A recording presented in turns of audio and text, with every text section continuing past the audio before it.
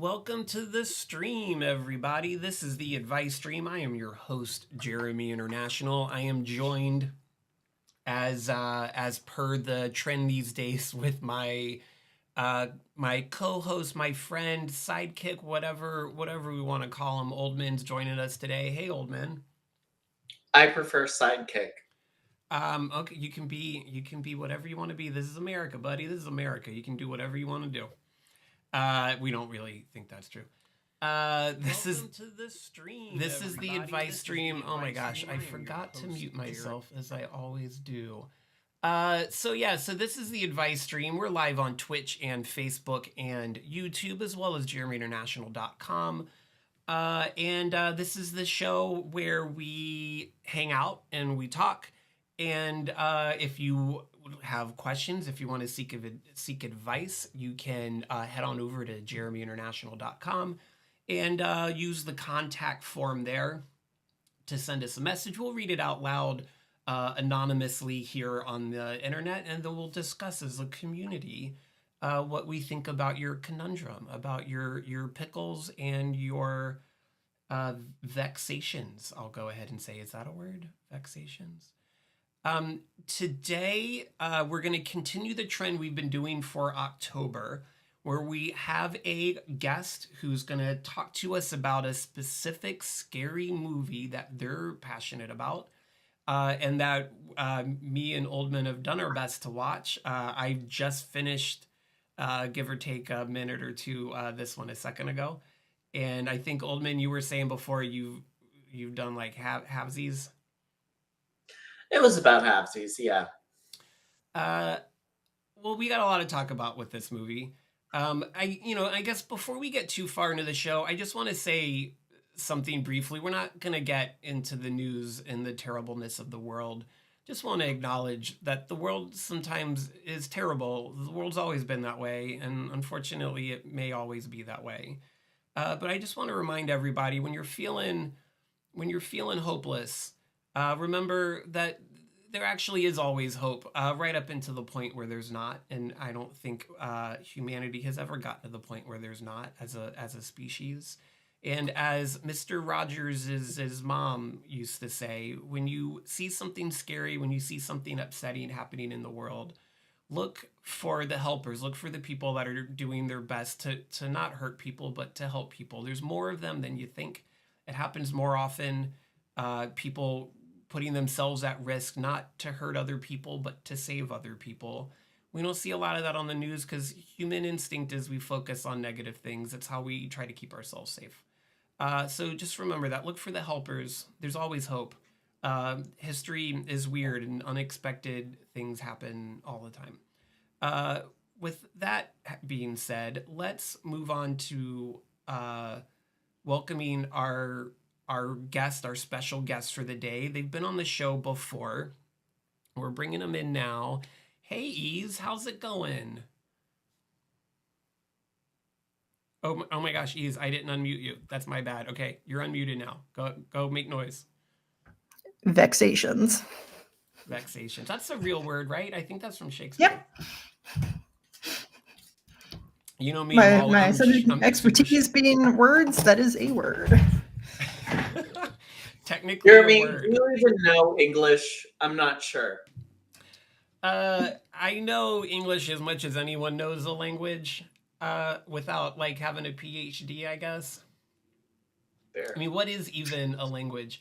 Hey, Eichel, thanks for joining the show, Eichel. Hey, and Fred Undead's here. There's always fun stuff happening over on the Twitch. So we got people trickling in over on Twitch. We got Eichel, we got Fred Undead. We got anybody over on Facebook. Facebook is always a big old egg. No one's ever on Facebook. And on the YouTubes, we've got a few people watching over on the YouTube. So, people, we're just getting started. People are coming in. That's right, Eichel. Glasses gang. Oh my gosh, everybody's wearing glasses. I think I'm gonna get LASIK. What do you guys think about that? What do you think? I think it's a good idea. My mom actually works in the eye surgery field. Oh, I didn't know she's that. She's a nurse anesthetist for eye things. and I still wear ocular glasses, nurse anesthetist. Anesthetist, yes, indeed. What's her over under on LASIK? She for or against? She's 4. I mean, that's what she does. Yeah. Okay. But she's never pressured me to do that, which is my eyesight is terrible. Without my glasses, I can't see anything under any circumstances. I get out of bed, I have to put my glasses on to get to the end of my bed. And I don't like feeling that helpless these days, if you know what I mean. So I think I might do it. I think I'm gonna do it. But then if I'm not wearing glasses, I just look like a guy, I think with the beard, you have really set yourself to another thing. All right. Like, it's not just the glasses anymore, Jeremy. I mean, but that's the thing. Are you going to keep the beard forever? No, I definitely am not going to keep the beard. Eve was asking if I'm going to keep the beard forever. I'm having a hard time every day with this beard right now. It's why? All of us love it. It's so hot. I'm always sweaty, and like when I put my head on my pillow, it doesn't matter. It's always hot. And when I put my head on my pillow, I want to feel the pillow on my cheek. I want to feel the nice soft pillow. Instead, I just feel like I'm laying on a rat or something. And I understand what you're saying. I put a lot of product in my beard. It's very soft. It's very silky. Maybe that's your problem. You're trying it too hard. Maybe. I don't know. We'll see. I'm hoping I can get it. I can make it work through the winter, but it's rough right now. It looks good. That's all I'm gonna say. It looks good. Thank you. You look great. You've always had glasses. You ever think about getting? Oh, what? Mandy Patinkin. Oldman, yeah, Mandy Patinkin. I don't want to look like Mandy Patinkin. Ease, you've had glasses forever. You ever think about getting LASIK? Yes and no. Like I know that it can wane over time. I know that it can. Yeah, it's not like 400% permanent. So that is one thing that kind of annoys me. Also, I don't like the idea, and I know that body horror isn't really your thing, so maybe like mute your own self for this, but I don't like the idea of somebody peeling my eyeballs like grapes. Yeah, no, I don't like that at all. I would have to be heavily medicated. But they just go bloop, and it's just a little incision, but yeah, as Eve was pointing out, I struggle with a lot of medical stuff just because I've gone through a lot of medical stuff. So I don't like to do things voluntarily unless I really need to. But I would like to not be helpless without my and that's fair. That's fair. I mean, these are like one of the most common disabilities in the world. Yeah. Like we all rely on accessibility aids to get through life. I can't, like, I literally, if I take my glasses off, everything past here is like completely blurry for me. Yeah, same. So like, I get it. Like, go for it. If it's going to make you happy, man, go for it. I'm either going to go for it or I'm going to become one of those people that has like a dozen pairs of like art glasses, like real artsy frames. I highly recommend statement glasses. Yeah, I'm going to do a lot of look, I'm watching the live feed, which is about a minute behind us, and you would mention I peel grapes, and as soon as you said that, I was going like this. I just noticed in the video because you're touching your eye grapes. Yeah, touching my Jeremy, eye grapes. Have you never considered getting a set of double Ds? A set of double Ds? A set of double Ds. Well, I don't know what that means. Like breast implants? Yeah, that's what I'm saying. No, I've never considered that before. That doesn't align with my gender identity. Fair. I was just asking because we're talking about body modifications. Yeah, and I've got lots of tattoos. Which you could split your tongue. I could split my tongue. That's a cool body modification. I sometimes think about getting my septum pierced. What do you think about that? Would you be one of those couples that starts to look like their spouse, though. Yeah, I know. Yeah, that'd be, and like I'd be worried, you're making out and then they like hook in, and then like that's just the worst case scenario anyone could Yeah, imagine. Yeah. I think. Yeah. Like, well, I mean, you're like, okay, when you're kissing someone that has glasses, like, and your Yeah, that's when you glasses take kind them of off. clink together. Yeah, that's when you take them off, though. That's a That's nerd when kiss. That's when you know you mean business, is when you take glasses off. It's like when Superman. It's like when Clark Kent turns into Superman.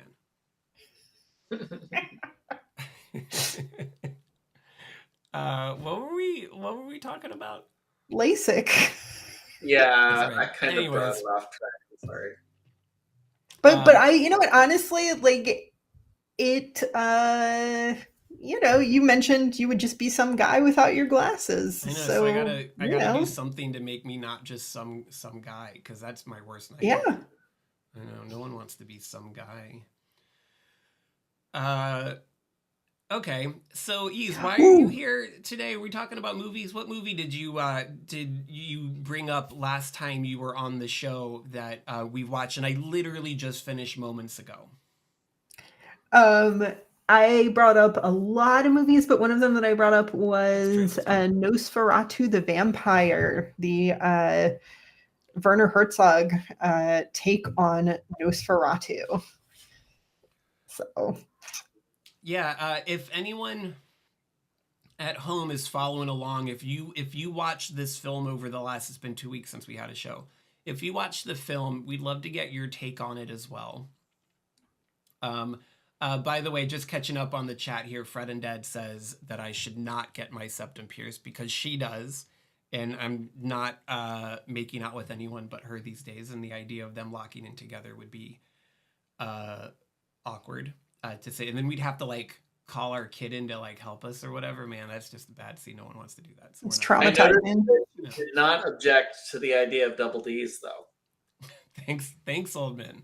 I can tell you that seems to be something you're pushing pretty hard. Are you getting any money from like the breast implant lobby or anything to bring that up so often? I'm gonna recreate the meme here.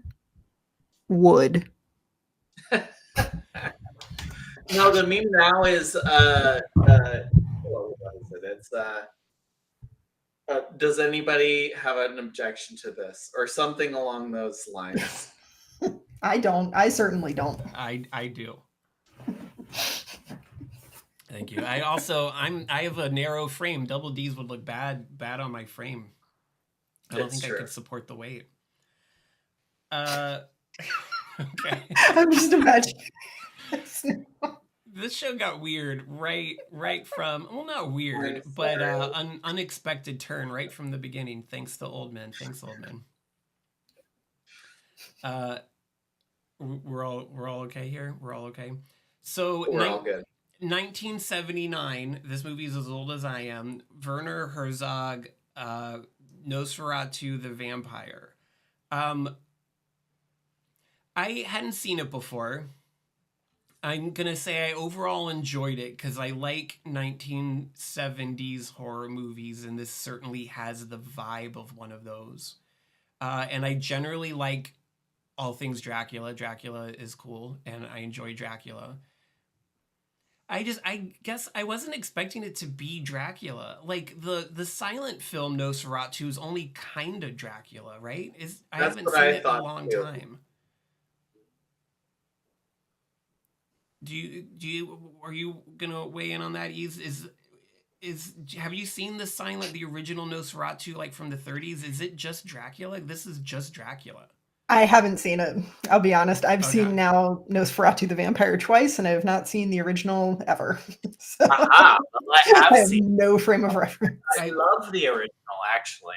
The original's I saw it great. a long time ago. So, Oldman, you tell me then, is it just Dracula?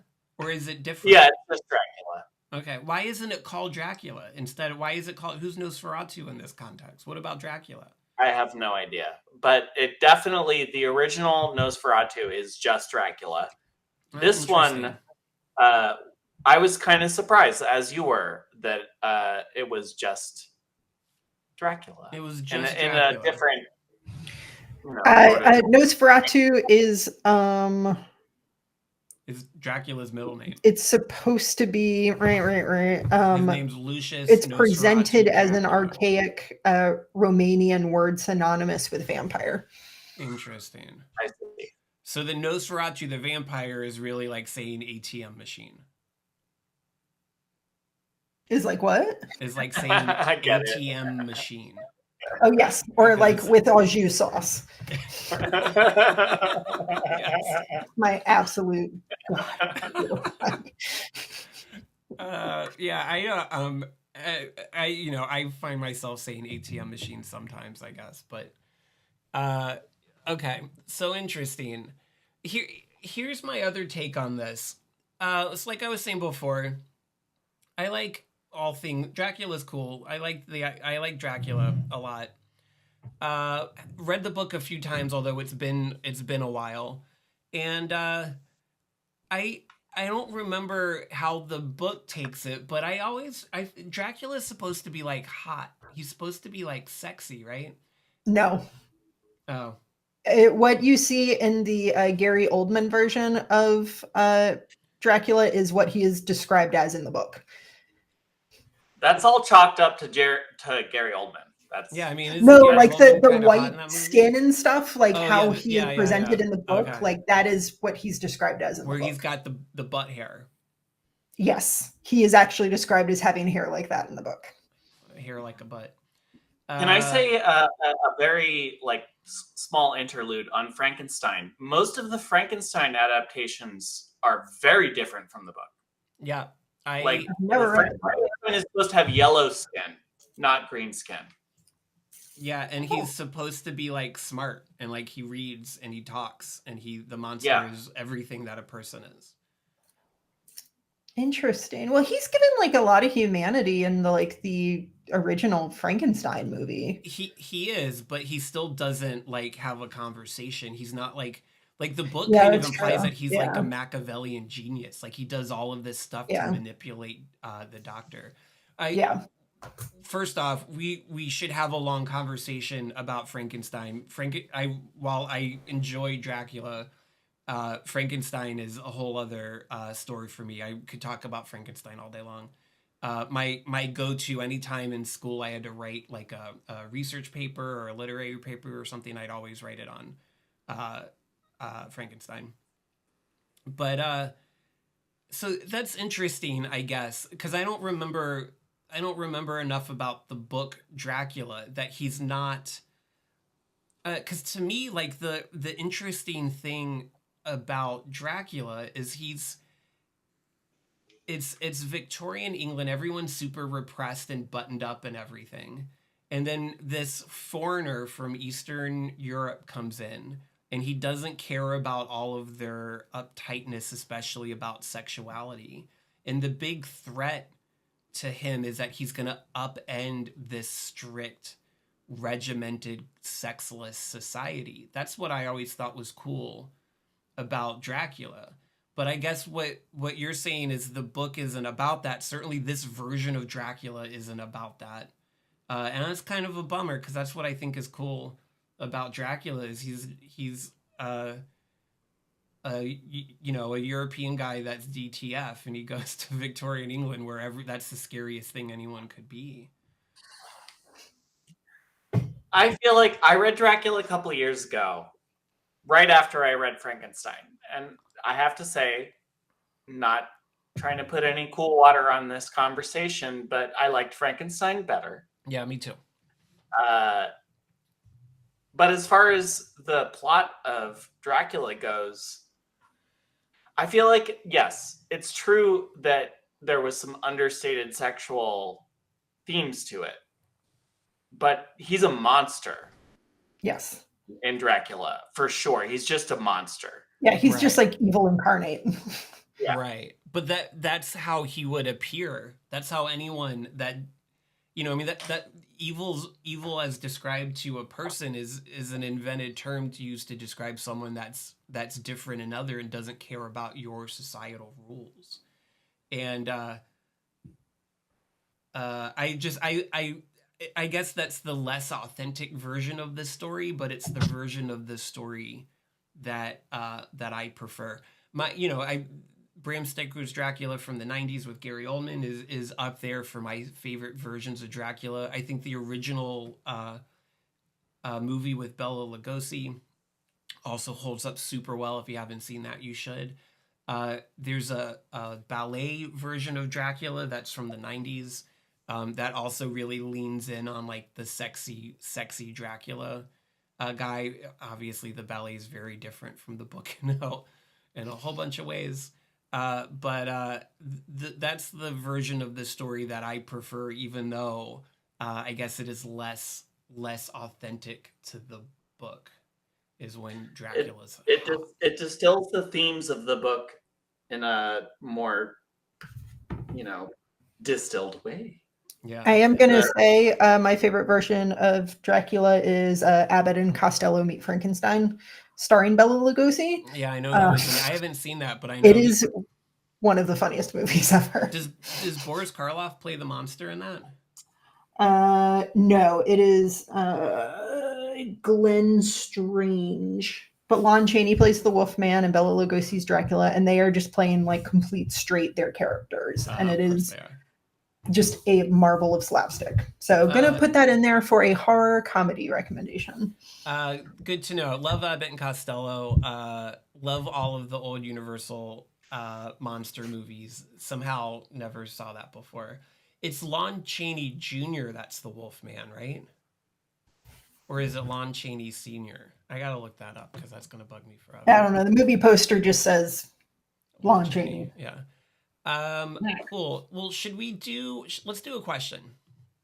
And I'll do a little interruption here with the call sign. If you're just joining us, this is the advice stream. I'm your host, Jeremy International. With me, as usual, is my sidekick co-host friend Oldmin, and we're being joined this episode by hobby artist and English language expert, because you're a writer and an editor, Ease. Thanks for joining us, Ease. If you'd like to seek advice from this evening's panel, three people make a panel, then head on over to jeremyinternational.com. There's a contact form there at the bottom, and we will read your question anonymously on the internet and have a discussion and see if we can help you out. I can speak for myself to say that I feel like I'm appropriate to give people advice because I am quickly approaching middle age and have lived in adventurous and harrowing life at times, and hopefully I have knowledge that can help you through your whatever. So here is a question. Let's bring it up. Actually, I can use my second computer monitor because I have that now. I don't need to look at my phone. Okay, here we go. May I say though, my advice you shouldn't take. I'm the one who is not a very well adjusted or old, or I don't have anything in common with Jeremy, really. You got lots in common. Glasses and facial hair. Yeah, you gotta, and we're both white. You gotta, Oldman, you got a good moral compass, and the adventures we live in life are only help us learn lessons that hopefully we can impart on other people. Mm-hmm. And Ease is wicked smart and really good at compassion and empathy and humanity. So they're also good for helping us. Okay. This one's a doozy. I hope this doesn't trigger anything in anybody, but it's let's see. My girlfriend has been going through a slow-moving train crash at work, a crisis drawn out over more than a year that has left her jittery, weepy, and on edge. It's really hard to encapsulate just how awful this period of her life has been, but she has been working more than 100 hours a week for months, bursts into tears spontaneously, is clearly burned out, and just keeps grinding on to save her team, most of whom have already been fired. Her projects, all but one, has been shelved, and to try to deliver commitments she made to customers and businesses that she's partnered with. I have begged her to ease back and get some help, but she has shut me down completely and instead decided that what she really needs was a new challenge, which translates into a course and a literal team coding challenge event over several weeks, adding an extra 30 hours of course and teamwork to an already impossible week. I'm at my wit's end. How do you persuade someone who can never take their foot off the pedal to just stop the insanity?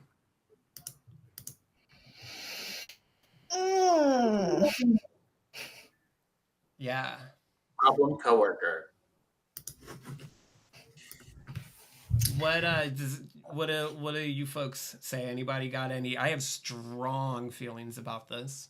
But anybody wanna start? No. Let's hear you first, Jeremy. I want to hear what you say. When assuming a traditional, whatever that means, hetero relationship with the idea of moving towards some kind of long-term, like, documented commitment or whatever. Dating is about assessing each other's values to see if your value system is compatible. And a person whose value system dictates that this is acceptable behavior to work 100 hours a week is not a good match for someone that doesn't have that value system. Everyone has beliefs, everyone has values, everyone thinks these things are important and these things aren't important. And when there's things that you compromise on and there's things that you can't compromise on. And this isn't a life for anybody. What role would you have in this person's life when they work 100 hours a week and then choose voluntarily to add in another 30 hours of work? There's no relationship there. You're not dating someone. You're not committed to someone. You're a roommate. I need to math this math. Hold on. I need to please, actually start adding numbers together. Is there 130 hours even in a week? I don't know. There definitely are, but I'm just trying to figure out how much time she's sleeping, showering, eating food, and interacting with the person writing this letter.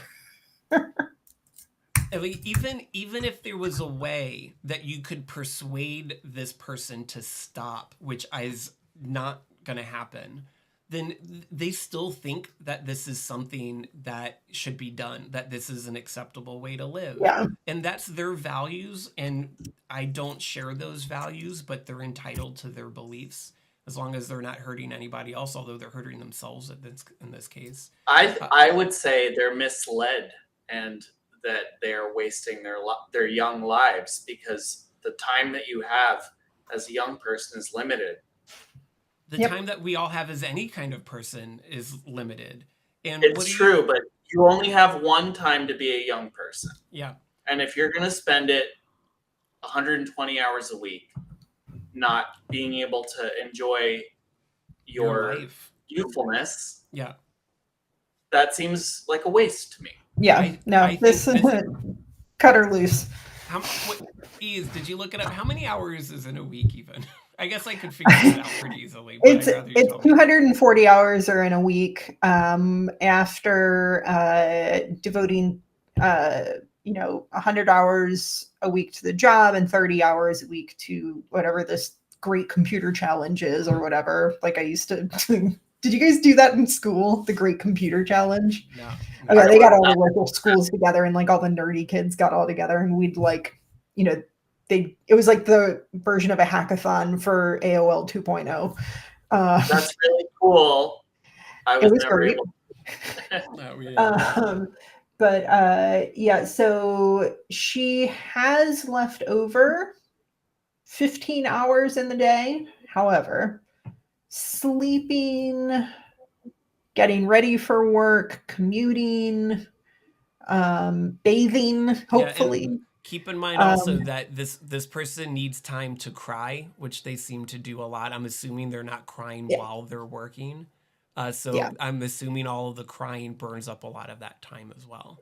I agree. Now, I am going to say I totally understand the psychological mechanism that's happening with girlfriend, because for a lot of people, when they are anxious and stressed out, the first thing they try and do is to get control of something. Yeah.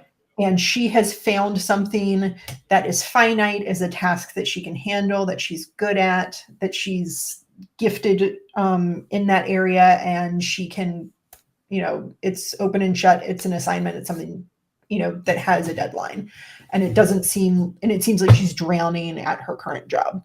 So I have a feeling that is a survival mechanism on her part. With that being said, it is lacking a lot of self-awareness and a lot of awareness for the other person in the relationship with you, who is desperately trying to help you. Yeah. Yeah, and we've all been, crisis happens, whether it's work or personal or whatever, and like a commitment to trying to fix the problem, and a commitment to follow through with something you said that you were gonna do. Like, I get that and I respect that, but it's been a year. Like, maybe this is something you do for a month, and then once you realize that you don't have any support and this isn't gonna work out, then that's when you quit. That's when you have to claw your life back from the abyss. Yes.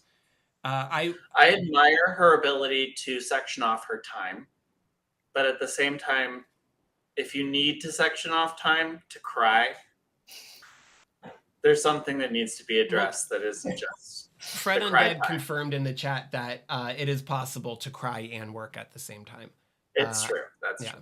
I usually take a break from work when I need to cry, but I understand that some people can continue to work in those cases. So here's the question, though. So skipping to the end, the person's main question is how do you persuade someone to change like this? And so I think we've all agreed the answer is you can't. But so my next question is, what is this person that wrote the letter do? Do they continue to try to be patient until their partner figures this out on their own? Or do they cut ties and move on and find someone that is able to understand what healthy boundaries are between their work and their life? I think it goes back to what you said about it just being a fundamental difference in values. Like, it's obvious that this person has different values in life, and they're not necessarily wrong values, like working hard and being good at your job. That's great, but it's eating this person alive, and they seem to think they're okay with it, and can't see the forest for the trees here. And this letter writer and this other person with that amount of energy, it sounds like they are young. Just cut your losses and go find someone else. Yeah. I don't know how old this person is, but I'd say if they're under, I'm picking a random number here, 32, then you're too young to have to work this hard at a relationship. Agreed. Yeah. Like, this 32. Is something maybe people in their 60s. That's a cutoff. Yeah, that's the kind of cutoff I needed to hear about. That's an arbitrary number, but I'm picking that as a bench post. I thought you were going to go with 25. If you're in your 60s and you're the CEO of a corporation or something, also why would you do that? But if you're working 130 hours a week and you're working like that because there's people that have jobs because of you, and if you goof off or take too long of a break, the company crashes and everyone loses their job. Oh, sure, maybe, but still, no. It's people. One of the best pieces of advice I ever got. This is the advice stream. Was when someone tells you who they are, you need to listen. And this is a very clear message. This is who I am. Is I'm the kind of person that doesn't see a problem with working 130 hours a week. I don't know. If they were like an ER nurse or like delivering babies in a refugee shelter or something, then you have to. That sucks, but good for you for committing to a cause. But I don't think that's what this person's doing. Yeah, it sounded like they were like customers. It almost made me think of The Office. She's selling paper. The thing is I'm also getting a soupçon of martyrdom complex from girlfriend. Yeah. So, and you want to avoid that like the plague. Yes, you do. I know all about the hero complex. and I fight it every day. Do you call it the martyr complex if a male style person has it? Is it still the martyr complex? Only if they're shot with arrows. It's something much worse. Yeah, I should be shot with arrows, actually. Got it. Only if they're Saint Sebastian. Okay. Let's get back to so let's catch up on the chat. First off, PG Doug has joined us. Hey PG Doug, good to see you. Thanks for joining the show. Long time friend of the show, PG Doug. And that's all that's been going on in the chat. Fred Undead says there's no crying in baseball, only basketball. And that as a person that works in publishing, when a deadline is coming, you do have to work while you're crying. Going back a little bit when we were talking about how Nosferatu the Vampyre is really saying Vampire the Vampire, that Fred Undead also in typical fashion has said it's like saying panini sandwich. Yep. All right, well, let's talk about let's keep talking about vampires. Let's talk about vampire movies more. So we talked about how I prefer Sexy Dracula. I mean, that's the best Dracula trope. It is. Have you guys ever seen any of the Hammer movies where Christopher Lee is Dracula? I generally enjoy those, but he's like a business Dracula. Like he's very serious. I think that there's like a scene in the first one. He played Dracula in like a million Dracula movies, but like where he's like walking around with like a briefcase. He's like getting ready to go out of town or something. And the briefcase is full of his ancestral soil. I guess that's a good way to carry it around if you're a vampire. There's no reason he can't be stylish doing it. He doesn't have to carry it around in a coffin.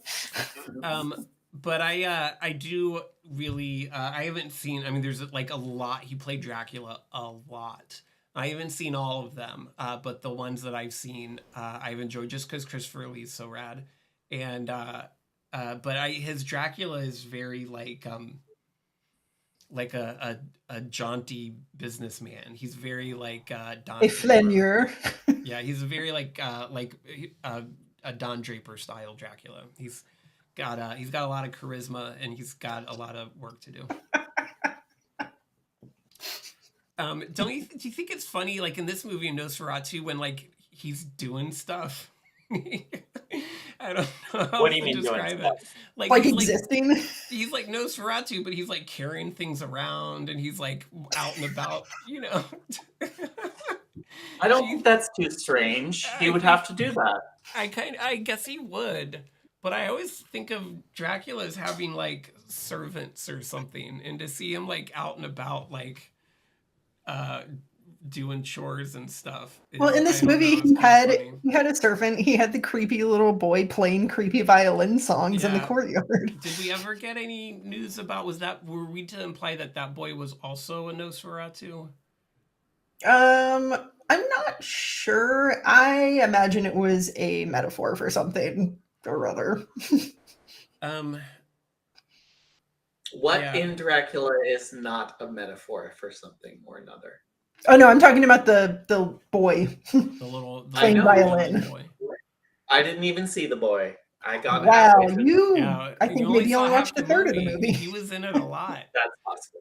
Yeah, he was in it twice. That's a lot for a boy with a violin. But he needs to have servants.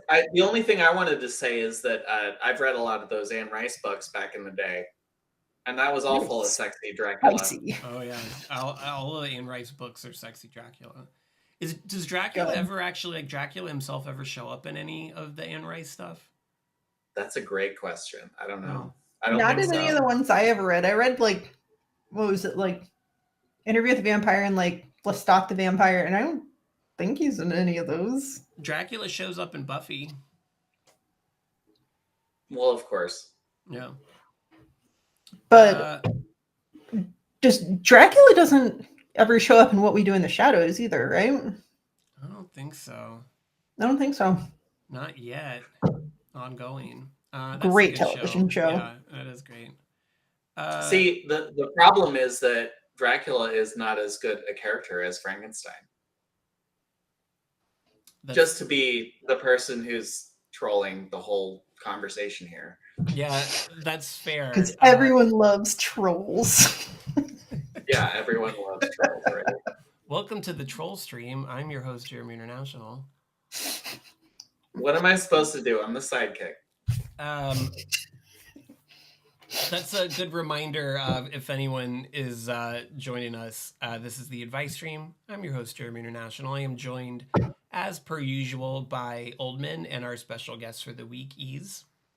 We've been talking about 1979's Nosferatu the Vampyre by Werner Herzog, which we've just discovered is essentially saying Vampire the Vampire. Nosferatu the Vampyre is like saying ATM machine, which bugs us all.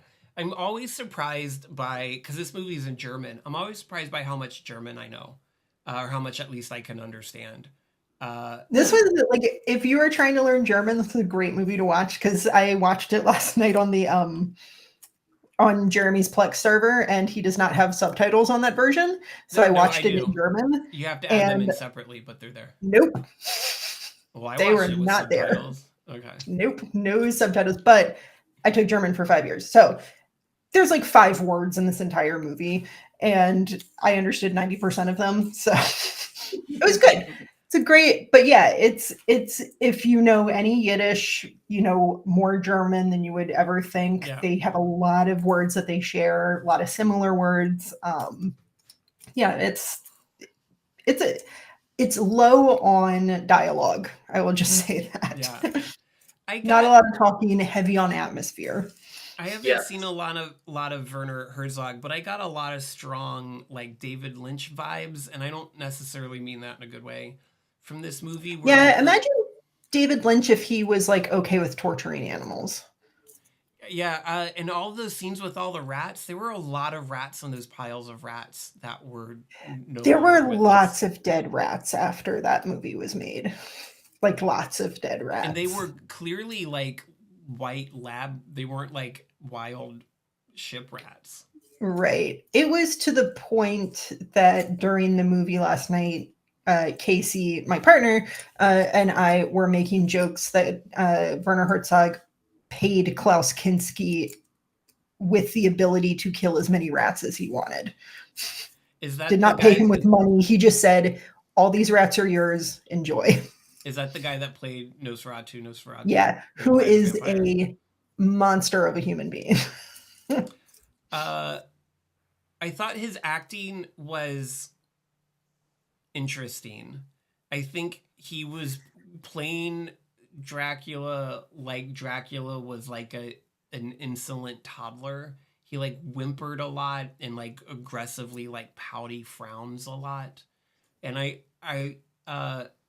think that's an interesting take, I guess, on Dracula. I enjoyed his performance overall. It was interesting. I want to hear more about why he's a terrible person. Because I only saw 1/3 of the movie, and I don't know Klaus Kinski. Oh, he is just absolutely known to be one of those, like, you do not want to work with this person sort of person. Like, he just, just is one of those people that takes his characters like way too seriously, and they're all bad characters. So you're just going to be working with the character actor who just decides that he is going to be awful because it helps his craft or whatever. It's like sending a dead rat when you're playing Joker. Yeah. Right. Yeah, exactly. Yeah, but he was like that in real life, even outside of the acting. Method acting such a bad joke. Guy. Yeah, that kind of performance really grinds my gears. I will say, somebody who gave an absolutely spirited performance throughout Nosferatu the Vampyre was whoever played Renfield. Yeah, that guy was great. That guy put his whole Renfield Ussy into that role. Like, he was beside himself with just absolute mania over Dracula. Yeah, it was great. I like that guy. I was perplexed by the guy that played Van Helsing, because he seemed like he was just a really old man who'd lost his mind and didn't really know anything that was going on Well, around him. I would okay, so that was an interesting thing, just like going from the language perspective, because you could barely understand what he was saying. He was the one character in the movie where I maybe understood 2 words that he said out of the entire movie. So his accent was different. I think they were trying to affect a like foreigner accent for Van Helsing in that way, but also, and spoiler if you haven't seen the movie, I'm getting ready to drop the last like 3 minutes of the movie here. At the end, Van Helsing goes in to kill Nosferatu. So, and then they are basically like, "Oh, take this guy away. He killed the count," and that was it. He was the bad guy. Van Helsing was the enemy at the end. I was rushing through the end. I guess I missed. Oh, there's actually a really good comedic part right there where they're like, call the police, and they're like, the police are dead. They're like, we'll take them to jail. And they're like, the jail closed because the policemen are dead. And they listed off like 5 different people to go to. And they were like, no, really, like everyone died of the plague that came over with the rats on the Demeter. Like, Yeah. Oh, I really want to see that movie. I haven't had a chance to see it yet. The Last Voyage of the Demeter. That sounds cool. I've heard mixed reviews, but I do want to see it as well. Back to the novel, but from what I remember from the novel, Van Helsing actually plays a smaller role than we have been led to believe in pop culture. He plays a very small role in this movie too. I love Anthony Hopkins. I love Anthony Hopkins in Bram Stoker's Dracula, though. He's super engaging and lots of energy, and his performance in that movie is also, everything about that movie is great. I love that movie. By the way that the Dracula ballet ends is they go into his lair and they set off dynamite to cave in the roof, and the sunlight comes through the hole in the roof, and so it's just like, because it's on stage, it's a big spotlight on Dracula, and that's how he dies. And I love that ballet. I've seen it a bunch of times.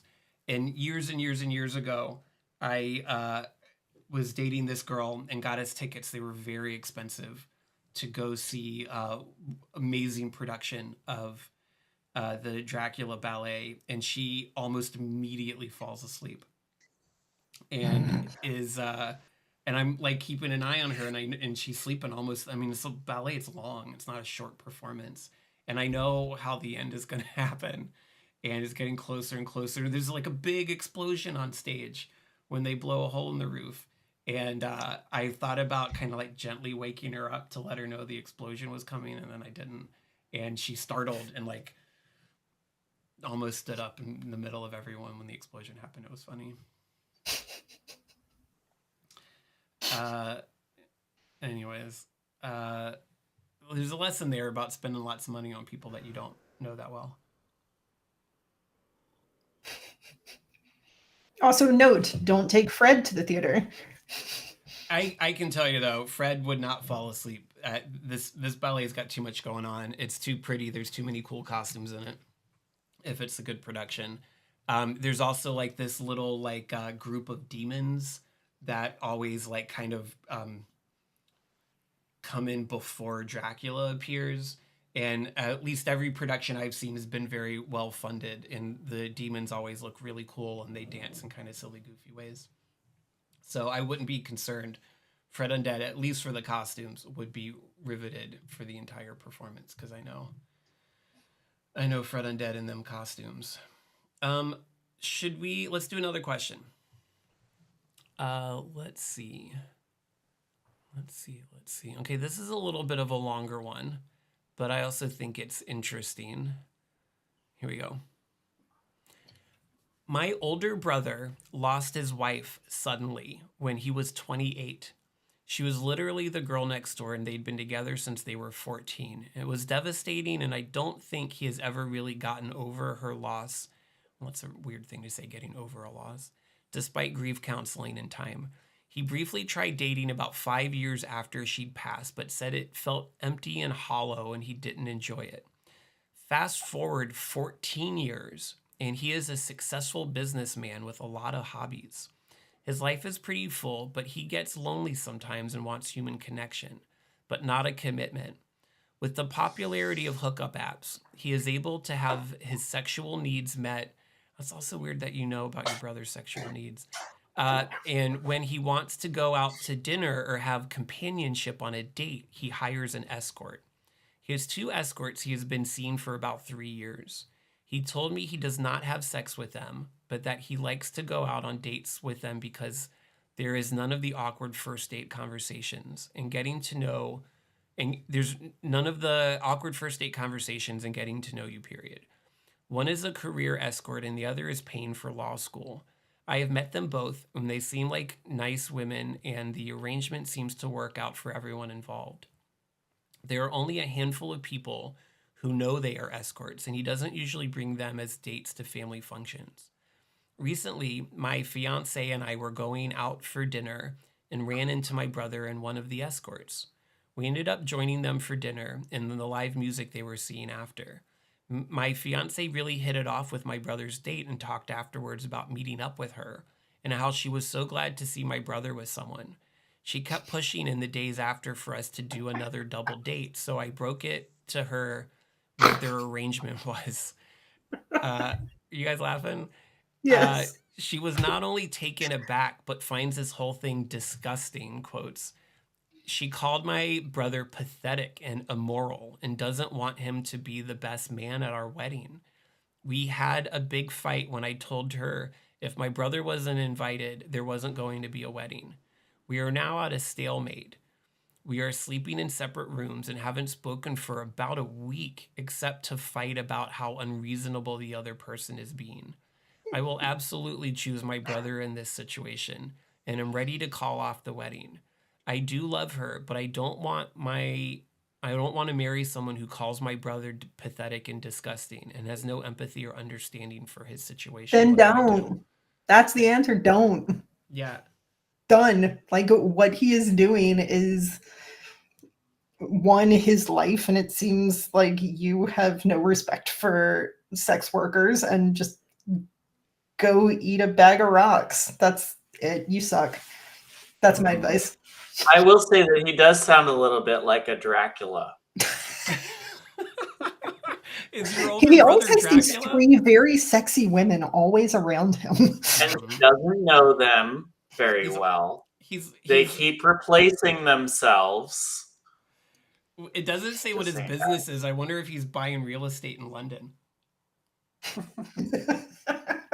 Or Delft, if you watch Nosferatu the Vampyre. Right. You know, I'd love to know a little bit more about what the fiance thinks is pathetic and disgusting about this. And, you know, because people being forced into sex work is a thing. We should all be concerned about that. But that is not by any stretch of the imagination everybody that chooses sex work. Some people choose it. And it definitely doesn't sound like it is in this case. It doesn't sound like anybody's getting like necessarily exploited against their will. Yeah, the thing that's most alarming to me, this is escalated to the point where they haven't spoken for a week. That's stonewalling, and that's a form of emotional abuse. Yeah. I think that this is another one of those where I don't think you should get married to this person. Mm-mm. I think you should move into a commune with your brother and his 3 mysterious ladies. Well, there's 2, and then he sometimes dates he goes on dating apps for sex, and then he hangs out with the escorts just for like chill dates. Which also, I'm not saying that that's not true. that's totally cool if that's what he's doing. I'm also not 100% sure that I buy that story. But it's also none of your business. It's none of your fiance's business. It's none of our business. If he's done his due diligence to make sure that these escorts are not being coerced in any way, then what's the difference? Work is work. Sex work is work in the same way that work in retail is work, in the same way that being an athlete or a dancer or an actor or working in a coal mine is work. And as long as, I would say there's lots of people that are working retail that have been coerced into doing that. Probably a whole lot more than people that have been coerced into doing sex work, at least in this country. So I think your fiance is taking an aggressively unempathetic view towards your brother, and that's it, man. That's it. This is also another values thing. Yeah.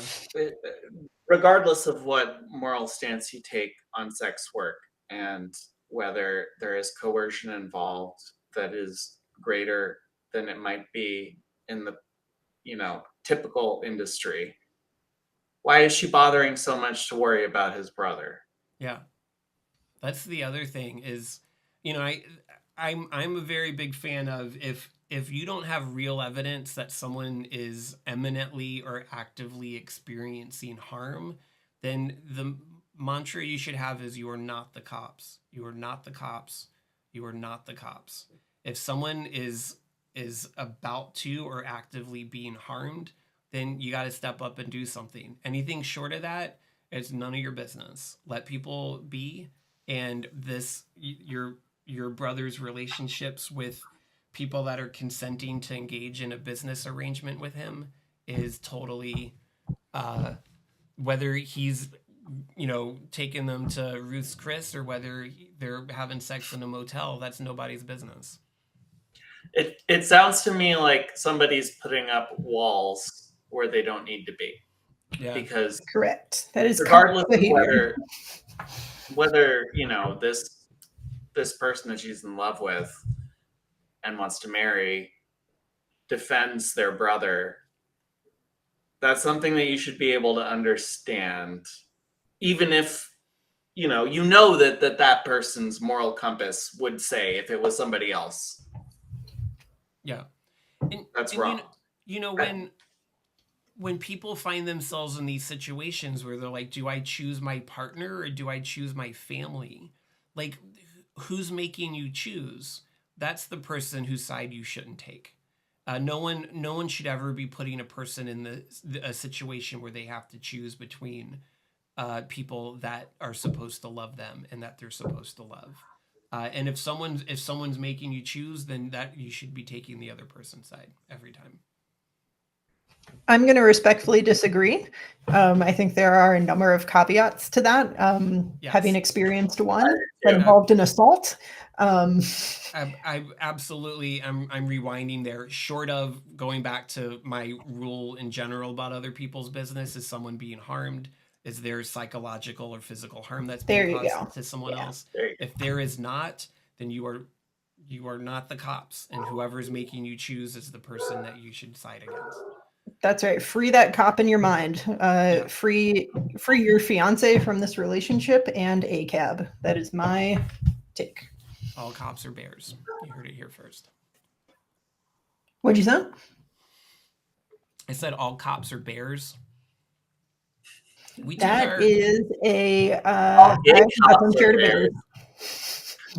our kid to Build-A-Bear workshop in the mall a while ago, and they had so many different Build-A-Bear, you have like these like empty husk of a bear, and then you buy one and then they stuff it full of whatever, and it it becomes. Tell them how they stuff it full of stuff.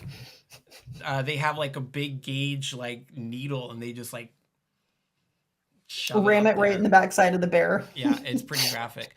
But they had an alarmingly large variety of different types of police uniforms for Build-A-Bears. And so that was the lesson I learned from there, is that all cops are bears.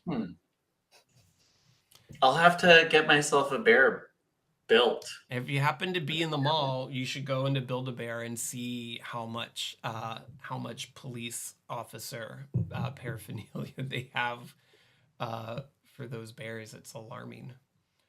That is alarming. Yeah. All right. Well, so that's another question down. We haven't gotten any questions coming through the website tonight. It's been kind of a slow night as far as the comments go. I always have a hard time saying this person's name. Amin Sama commented something about my red vampire glass.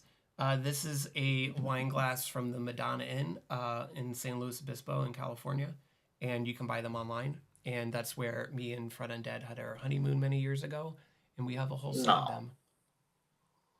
And you did that very much on purpose, I assume. These are the only wine glasses that we have. And okay, so not on purpose. Of wine, so I probably picked the red one subconsciously because we were going to talk about Dracula. That's probably what happened.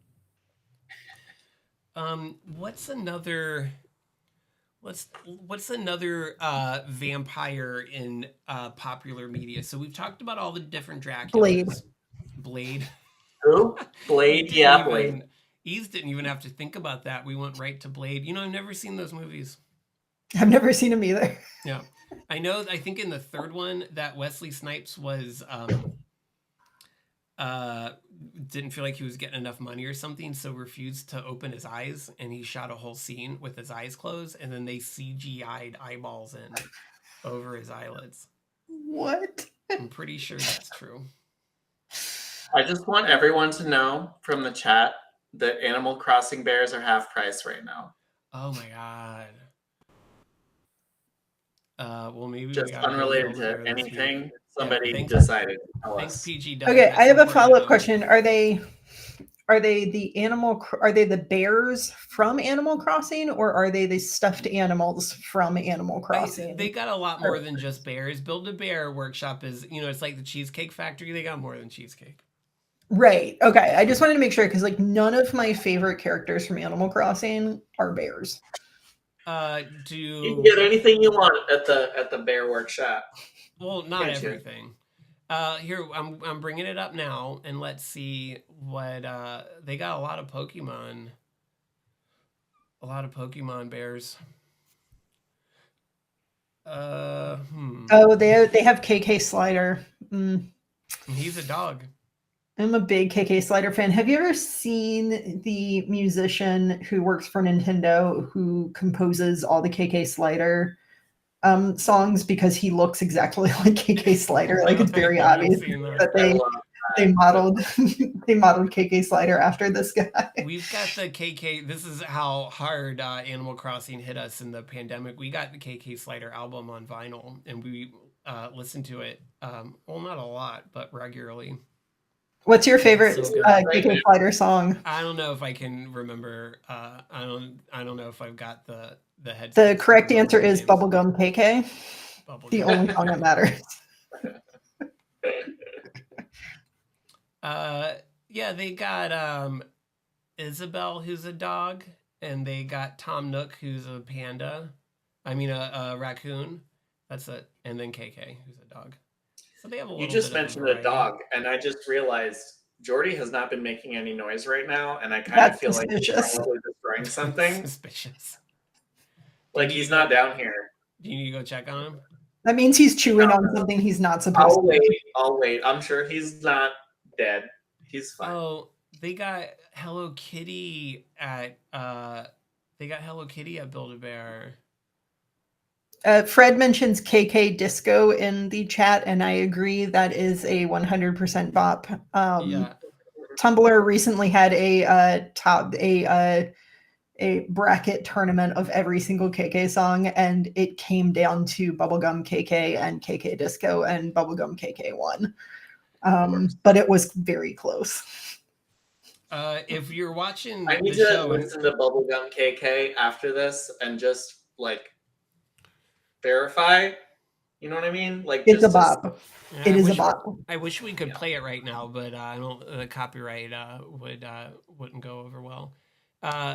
If you're unfamiliar with Animal Crossing, there is a white dog who plays every genre of music known to humanity, and he comes by your island regularly, and he plays his bops for you, and it's great. It's a good time.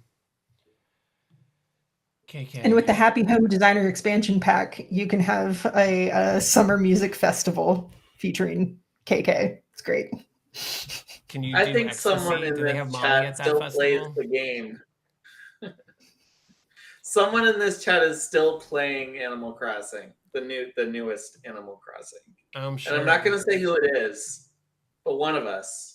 I will say I have not touched it in, it has been a year since the last time I touched it, but I did clock almost 800 hours in that game. Lordy. It were trying times. I played that game an awful lot as well. It was a good time. I had the game. I just was bad at it. You can't be bad at Animal Crossing, Oldmin. No, it took me like 40 hours to get any music other than like the original music, and I was really like bored by that point.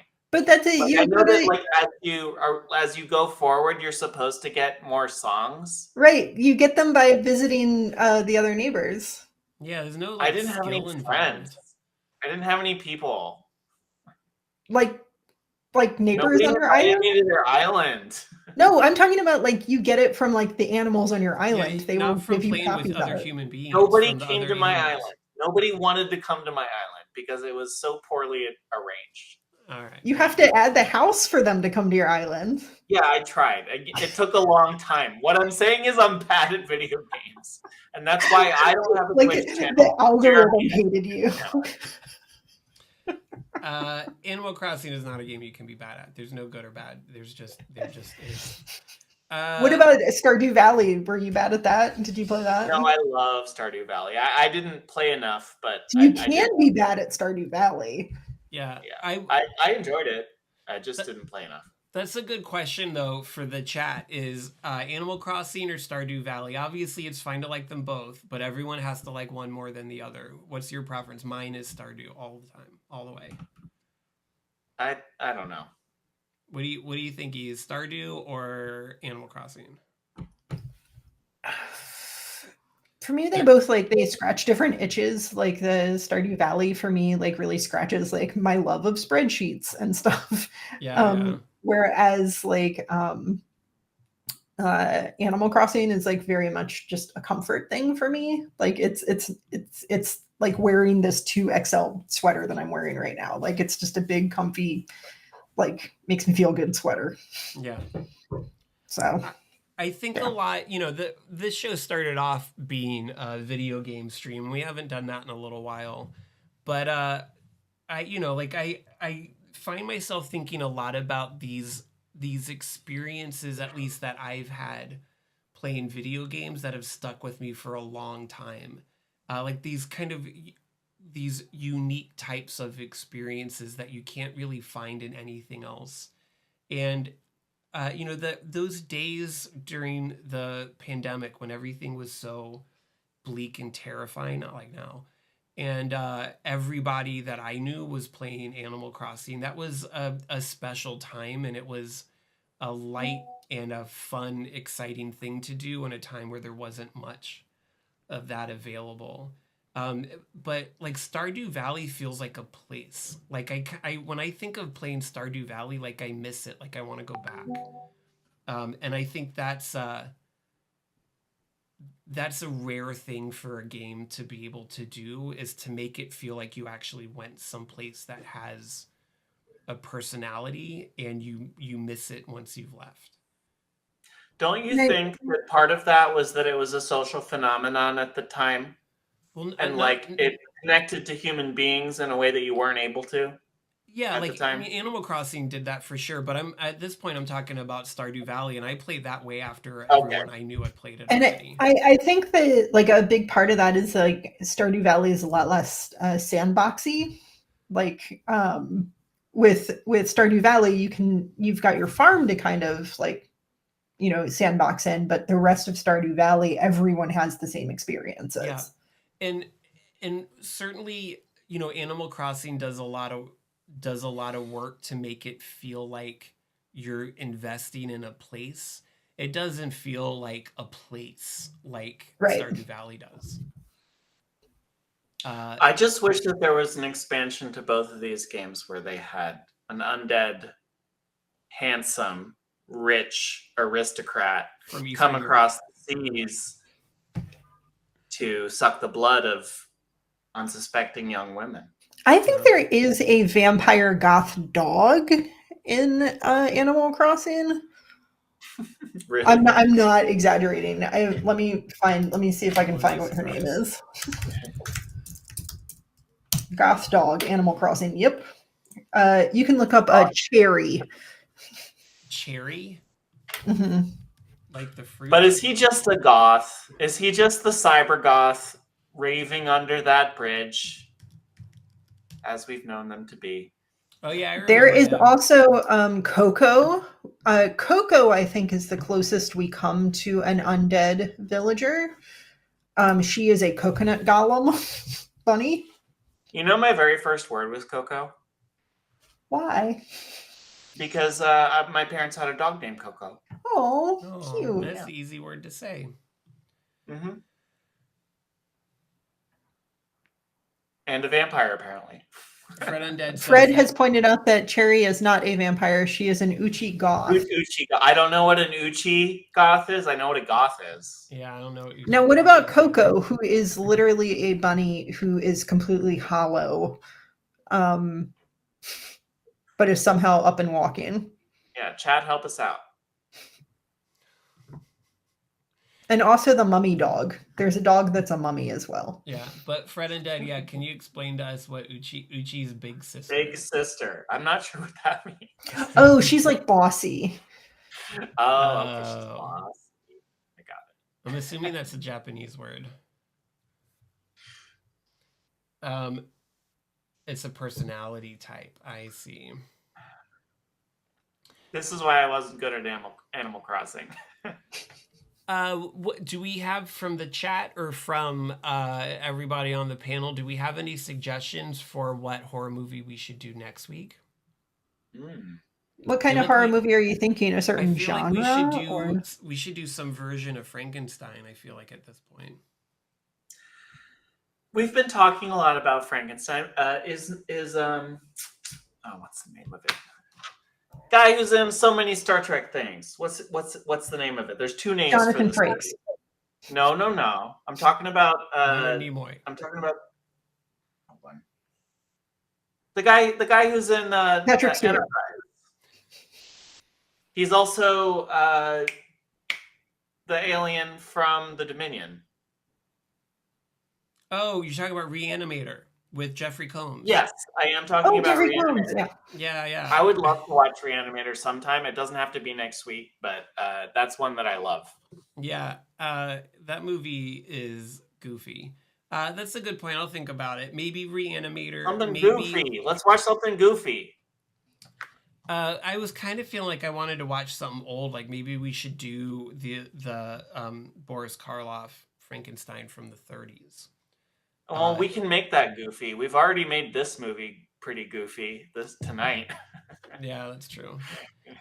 There's always Abbott and Costello meet Frankenstein. That's true. Hey. It also has Dracula and the Wolf. Why don't they call it Abbott and Costello meet Dracula, Frankenstein, and the Wolf? He's the expert here, so I think I'll defer to her.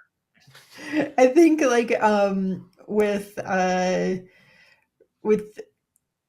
think you'd have a really good time with Abbott and Costello meet Frankenstein. It is just, if you like slapstick, like it is just guffaw, laugh out loud funny. Abbott and Costello Frankenstein. That's what we're gonna do. Okay. Well, Jeremy, you don't have a choice. I think I do. Let me think about it. I like that idea. We'll probably do that. Like that. That's a whole fun like subgenre of horror movies is comedy horror movies, and the best one of those is American Werewolf in London. Sorry, that's a good. I've never seen that one. That's a good. It's scary and it's amazing practical effects. Amazing practical effects, but it's also like legitimately funny at the same time because everyone.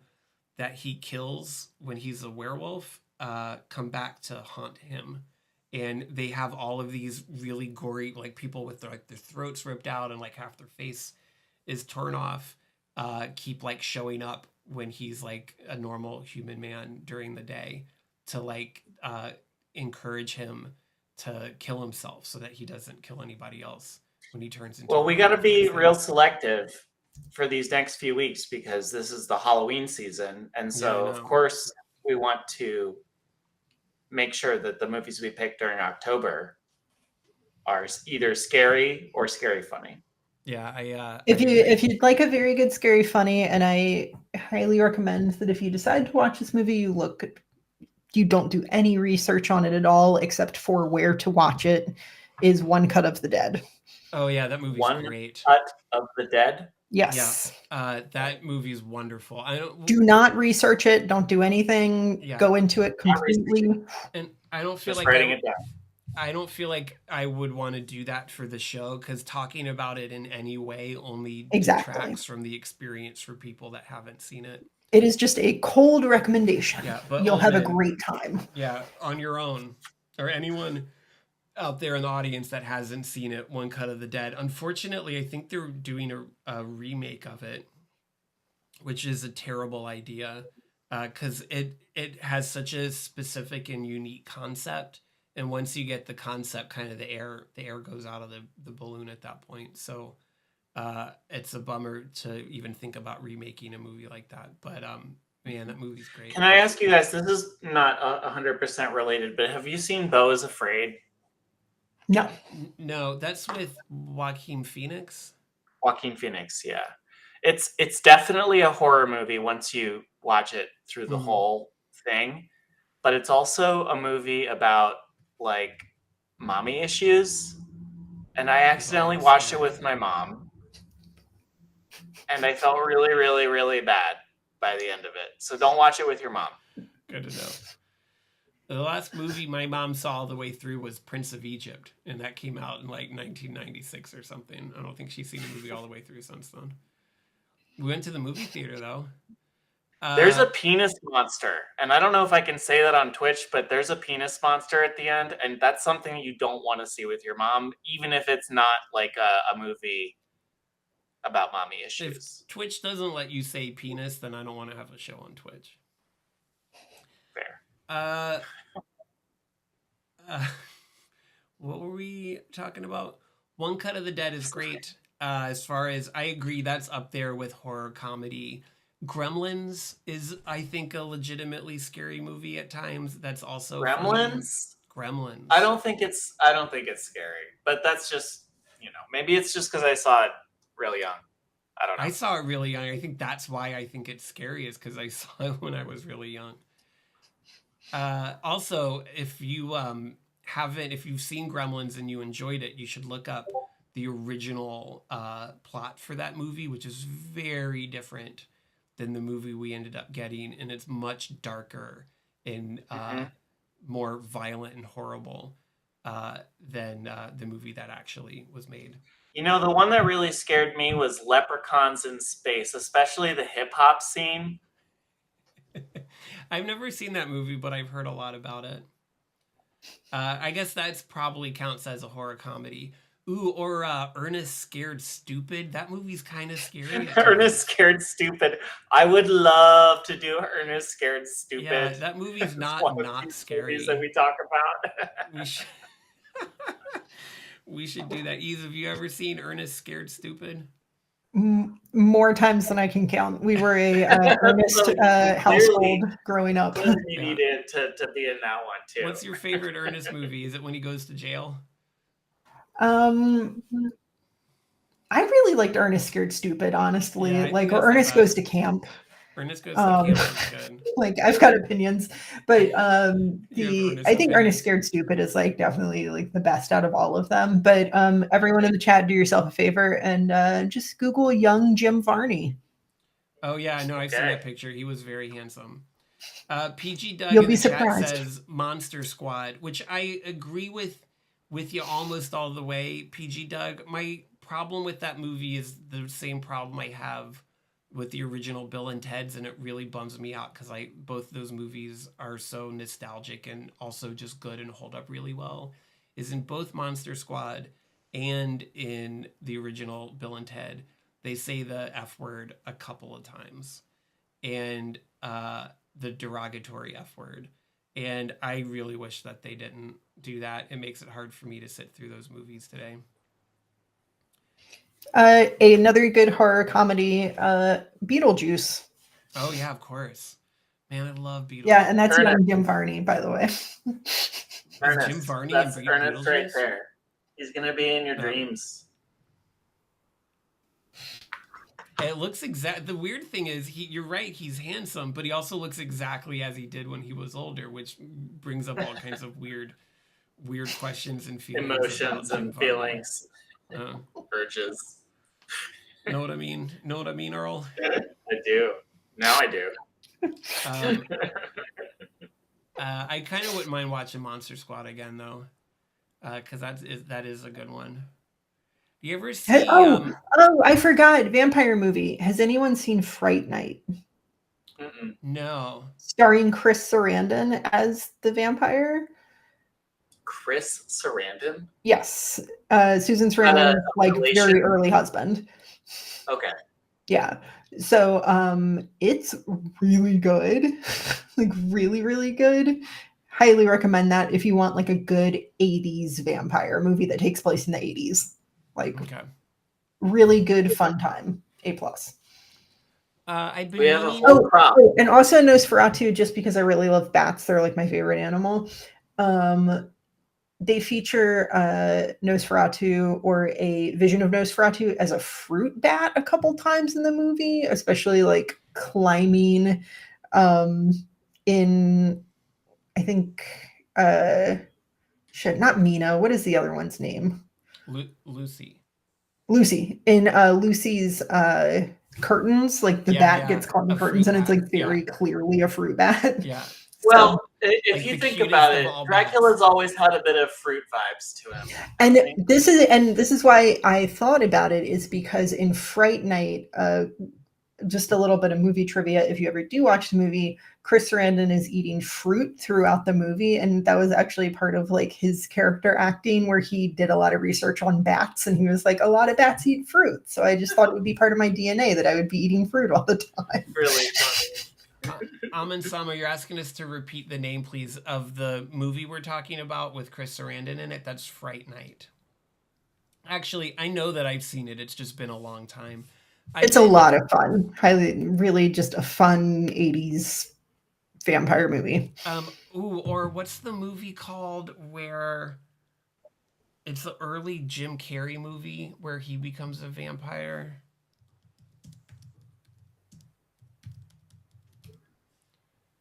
Once Bitten. Man, I don't care for Jim Carrey as a comedic actor, I have to say. But Doug got it in the chat. Thank you, Doug. Yeah, this movie does not sound good based on the summary here. Yeah, I don't know about how well that holds up. Probably not very. Yeah, PG Doug, I knew you'd get that Jim Carrey movie in before anybody else would. Good job. Other vampire movies. There's a movie of it that I haven't seen that I'd like to, but on my to read list has been Salem's Lot, which is, Stephen King's big vampire. Did you read that book? I never read it. I've never read it either, but it's been like the next book I'm going to read for like 10 books now, so I should probably get to it.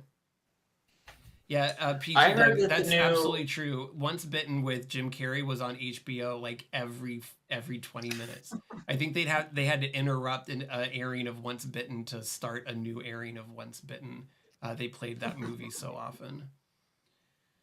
I heard that the new Interview with the Vampire Anne Rice series was good. The TV show, I haven't heard that much about it. I know a lot of people that are really into that and really, really, really like it. Yeah, I mean, the original movie was great, and I'm really sorry to bring it back to Anne Rice now and again through this whole we're talking about you can't talk about vampires, but for so long without bringing up Anne Rice. Fair. Yeah, the original Interview with the Vampire with Tom Cruise and Brad Pitt and little what's her name? The actress when she was a Kirsten little girl. Dunst. Kirsten Dunst when she was a little girl is such a good. And the guy interviewing him was Christian Slater. I always like to see Christian Slater. Yeah, I like to see Christian Slater doing stuff. He does a lot of voiceover work these days. Good for him. That's showbiz. Okay, I feel like we're starting to run out of steam here, and it doesn't. Yeah, but now that you got in your yearly catchphrase, that's showbiz. Yeah, well, technically, my yearly catchphrase is "That's showbiz, baby." I'm sorry. I didn't say it all the way across. I do for, and this is weird that this hasn't come up in the show before. Fred and Dad keeps telling me that I need to bring this up in the show. Every year for the last several years, I have like an annual catchphrase where I come up with a catchphrase that I try to add into everyday dialogue as often as I can for a year, and then at the end of the year, I switch it up for a new one. And my catchphrase for 2023 has been "That's showbiz, baby," and I feel like I've been saying it a lot, so much so, in fact, that when 2024 comes along, I'm worried I'm gonna continue to say "That's showbiz, baby." Do you have any ideas of what your 2024 is going to be? I was talking because we're in fiscal year 2024. I know, I got to really start working on it. I'm very aware of that. I am too. When I do come up with what it's going to be, we'll do a big announcement on the stream. I have no idea. I haven't thought about it too much yet. But it's got to be good. 2022 was You Do You Playa, and I can't remember what 2021 was. Well, but You Do You Playa. That's showbiz, baby. Combine them. Yeah. All right. Well, so we it's 10:30, folks. Let's start to wrap it up. This was fun. Thank you so much for joining us on tonight's show, Ease, and thanks for recommending. Yes, thank you. Thanks for recommending the movie. For full disclosure, I didn't love it, but I enjoyed it because I think that Fred and Dad got it. 2021 was Girls Gotta Eat. That's right.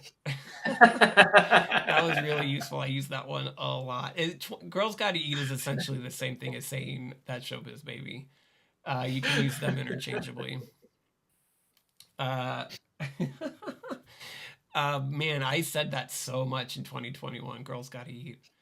I enjoyed the movie. I didn't love it, but I think that's mainly a me problem because I prefer my Dracula to be sexy and not whatever this Dracula was. Yeah, the opposite of sexy, which is what this was. Very much so. Also, I'm sorry to go back. I said we were wrapping up, but I want to go back again. I also really liked how at the end, when the sun comes up, he just dies. He just curls up into a ball on the floor. That's the least dramatic Dracula death scene in a movie. And usually he, in the silent version of Nosferatu, there's that really beautiful scene where he like fades away or, he turns into dust or he explodes into a pile of blood or something. And here he's just like, ugh, and just like. I gotta watch the rest of it because that is how I would prefer my vampires to die too. Is just like non-dramatically. Yeah, it's like he has like a heart attack or something. He just dies and falls on the floor. I was not expecting that. You knew the moment when he was gonna die, and he does this like dramatic reaction to the sunlight, and then he's just like, blah, and he just dies. That was funny to me because how anti-dramatic that was. Okay, so there will be a post shortly. We'll have a guest as well next week, and we'll discuss some movie. Maybe it'll be Reanimator. Maybe it'll be Abbott and Costello Meet Frankenstein. Maybe it'll be... And the guest very well might be E again. Maybe. We'll see. We'll see. She's able to get up before the sunlight gets her. Yeah, I mean, honestly, like I am usually asleep by 9 o'clock. So. I oftentimes am too. That's why. That's why the maybe came out. It was like, ooh, It's sometimes a ooh. slog to get to 11. So we're gonna wrap it up now. But thanks for joining us, everybody. This has been the Advice Stream. If you'd ever like to receive advice from me, Jeremy International, or any of the members of our panel, you can always head over to jeremyinternational.com, and there's a contact form there where you can send us questions. Have a good night and be safe. Remember that there's always hope until there's not, and look for the helpers. And we'll see you next time.